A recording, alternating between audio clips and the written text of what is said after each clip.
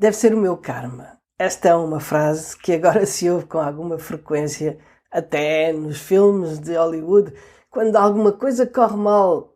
Mas será que o karma é apenas negativo? Ou haverá maneira de aplicar a mesma compreensão do karma que temos dos aspectos negativos para criar condições favoráveis na nossa vida? É isso que vamos ver hoje.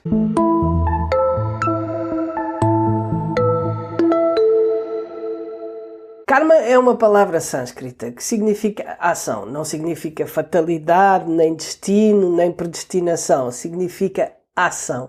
E porquê ação? Porque karma é a ideia de que existe uma relação de causalidade entre as nossas ações, que incluem atos, palavras e atitudes, ou motivações mentais, e os resultados em termos de felicidade e de sofrimento que cada um de nós experimenta. Na forma como a palavra karma é usada no contexto atual, existe uma ideia de retribuição, sobretudo no sentido de que as ações negativas são punidas e de que quando alguma coisa má nos acontece é porque estamos a pagar alguma coisa má que fizemos no passado. Mas a noção budista de karma é bastante mais complexa e também bastante mais subtil. E não se aplica exclusivamente às ações negativas. Existe bom e mau karma, não apenas karma negativo. O princípio é de que quando fazemos, dizemos ou pensamos algo, a intenção que nos move, mais até do que o próprio ato, deixa uma marca em nós. É um pouco como uma folha de papel. Se eu a dobrar, fica um vinco e depois torna-se mais fácil dobrá-la por esse vinco. Quanto mais vezes dobramos a folha, mais vincada fica. E assim nascem padrões de comportamento, hábitos, na verdade.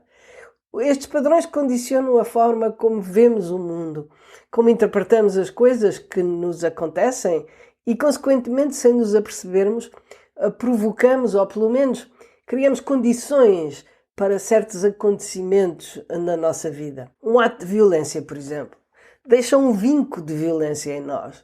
Um sentimento de culpa, uma predisposição para permanecer mais em estado de alerta, que faz que temos tendência para interpretar todas as coisas como ameaçadoras, porque estamos com medo. E se a violência se tornar um modo de resposta habitual, temos tendência para ver as pessoas como antagonistas e acabamos por procurar lugares, amigos e situações que nos correspondem. As múltiplas escolhas que vamos fazendo e nem sequer temos consciência encaminham-nos para locais e situações onde é mais provável que ocorram atos violentos e fazem com que as pessoas também reajam agressivamente para connosco. Porque se nós agirmos negativamente com as pessoas ou formos agressivos na nossa atitude, obviamente temos uma resposta.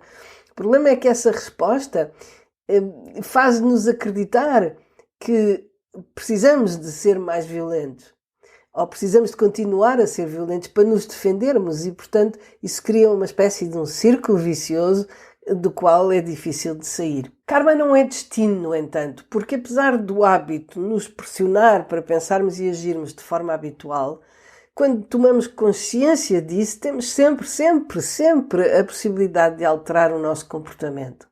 E por isso não podemos dizer que karma é destino ou predestinação, mas sim apenas um condicionamento, o qual é possível ser mudado. Obviamente, quanto mais arraigado o hábito for, mais difícil é contrariá-lo. No entanto, é sempre possível. Agora, quanto ao funcionamento do karma, é importante isto que eu vou dizer. Os textos dizem que existem 4 momentos numa ação, que são aqueles que inscrevem o karma em nós.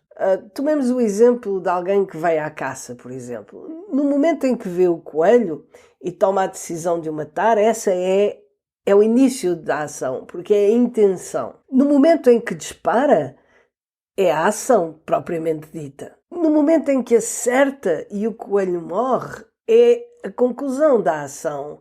E no momento em que diz, boa, aí é o regozijo ou a satisfação. Quando estes 4 momentos estão presentes, é quando o karma fica mais impresso. Mas claro, nem todos os momentos estão sempre presentes. Por exemplo, pode ter a intenção de matar o coelho, mas não acertar. ou acertar, matar o coelho e arrepender-se logo a seguir, em vez de se regozijar. A intenção é o momento mais importante, porque é o início de tudo. E a seguir é o regozijo, porque é como o selo que marca a conclusão da ação e imprime profundamente esse efeito ou esse impulso na nossa mente. A intensidade da marca que o karma deixa em nós depende destes 4 momentos. Se os 4 estão presentes, se há só 3, se há só 2 e por aí fora. Mas hoje eu não queria continuar a falar do karma negativo, porque é aquilo que normalmente nós falamos quando se fala de karma, toda a gente fala de karma negativo. Eu hoje queria falar do karma positivo. Porque, como disse, este processo aplica-se a tudo o que fazemos, bom e mau. E talvez para começar, deva dizer uma palavra sobre o que é bom e mau no fim. Ou como preferimos dizer muitas vezes no budismo, positivo e negativo, porque não existe um julgamento moral sobre o bom e o mau. Positivo é tudo aquilo que nos traz felicidade, a nós e aos outros. E é positivo porque é isso que todos nós desejamos. Negativo é aquilo que causa sofrimento, que é o que ninguém quer. Portanto, é bastante simples e pragmático, na verdade. Agora, o que é perturbador é que a maior parte das vezes, para não dizer quase todas, as coisas negativas que fazemos têm sempre como objetivo o nosso bem-estar, a felicidade ou o prazer. É raro que façamos deliberadamente algo para fazer algo sofrer alguém, sem termos o objetivo, ainda que remoto ou em segundo lugar, de obter algum dividendo para nós. Pode ser um objetivo escondido, por exemplo, uma vingança. Não é tanto para fazer sofrer a outra pessoa, porque se ao fazer sofrer outra pessoa nós também sofrêssemos, talvez não quiséssemos vingar-nos. É mais para nos trazer uma espécie de contentamento. É claro que é um contentamento distorcido de ver a outra pessoa sofrer, mas é um contentamento na mesma e é isso que nós procuramos, mais do que propriamente fazer sofrer o outro. É o prazer que temos em vê-lo sofrer quando queremos realizar uma vingança. E é por isso que os ensinamentos dizem que todos os seres querem ser felizes e escapar ao sofrimento. E embora façam tudo por isso, em virtude de estarem confundidos quanto ao que causa sofrimento e ao que produz felicidade, continuam a obter o contrário do que desejam. E como em geral, em tudo o que fazemos, temos sempre a intenção de obter alguma felicidade ou bem-estar, o que vai realmente determinar se o karma acumulado é positivo ou negativo, no fundo, é se temos a intenção de obter esse bem-estar, respeitando o bem-estar dos outros ou não. Aquilo que fazemos para obtermos felicidade, sem nos preocuparmos se estamos a fazer mal aos outros, ou pior, sabendo que estamos a fazer mal aos outros, mas sem que isso nos impeça, ou mesmo desejando fazer mal aos outros, gera mau karma. Aquilo que fazemos para obtermos felicidade para nós, mas que não faz mal aos outros, cria um karma neutro, digamos assim. Não é bom, mas também não é propriamente mau. Só aquilo que fazemos com a intenção de nos beneficiar a nós e aos outros cria um karma realmente positivo. E aqui temos de aplicar exatamente o mesmo princípio dos 4 momentos da ação, como eu expliquei há bocado em relação ao karma negativo. Começamos por gerar uma intenção, e quanto mais positiva e abrangente, melhor. Por exemplo, vemos uma pessoa que precisa de ajuda, geramos a intenção de ajudá-la, mas também de poder de futuro, por exemplo, ajudar mais pessoas como ela. Muito mais pessoas como ela. Ou ajudar muito mais pessoas que precisem de ajuda. Então, depois realizamos a ação, tentando não ter nenhuma esperança de retorno, nenhumas segundas intenções, e realizamos a ação da forma mais eficaz possível. Terceiro momento, a ação resulta.